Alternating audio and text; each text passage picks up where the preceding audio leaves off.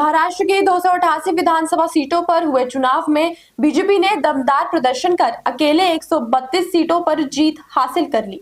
महाराष्ट्र चुनाव में बीजेपी सबसे बड़ी पार्टी बन गई। हालांकि बीजेपी की इस जीत को लेकर चुनाव में हेराफेरी की खबरें लगातार सामने आ रही हैं।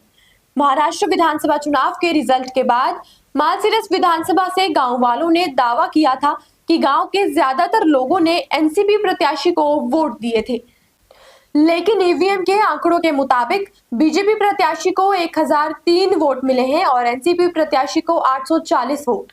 गांव वालों का दावा है कि बीजेपी प्रत्याशी को 150 वोट से ज्यादा नहीं मिल सकते। इन सब के बाद गांव वालों ने खुद के खर्चे पर स्थानीय प्रशासन से बैलेट पेपर पर दोबारा मतदान कराने की अपील की, लेकिन प्रशासन ने इसे भी खारिज कर दिया था। इसके बाद ईवीएम में गड़बड़ी का आरोप लगाते हुए 4 दिसंबर को गांव वालों ने खुद बैलेट पेपर पर मतदान का कार्यक्रम आयोजित किया।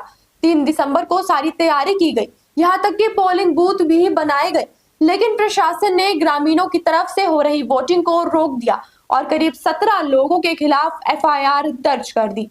इसी बीच विपक्षी गठबंधन महाराष्ट्र विधानसभा चुनाव में हेरफेर का आरोप लगाते हुए अब सुप्रीम कोर्ट जाने की तैयारी कर रहा है। चुनाव आयोग के खिलाफ सुप्रीम कोर्ट जाने के फैसले की घोषणा एनसीपी शरद पवार के नेता प्रशांत जगताप ने की है। सूत्रों के मुताबिक विपक्षी गठबंधन 13 दिसंबर को ईवीएम में गड़बड़ी को लेकर सुप्रीम कोर्ट में याचिका दायर करेगा। इंडिया ब्लॉक ने दावा किया है कि ईवीएम में कथित हेरफेर के कारण वो महाराष्ट्र चुनाव हार गए हैं।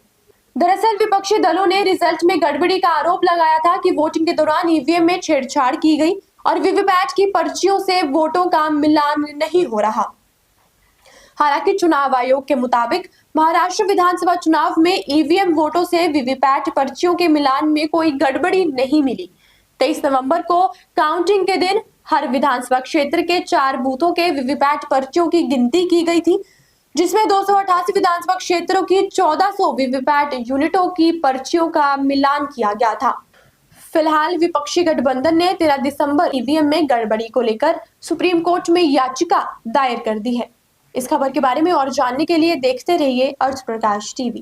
ताज़ा अपडेट्स व बड़ी खबरों के लिए सब्सक्राइब करें अर्थ प्रकाश टीवी और बेल आइकन दबाना न भूलें।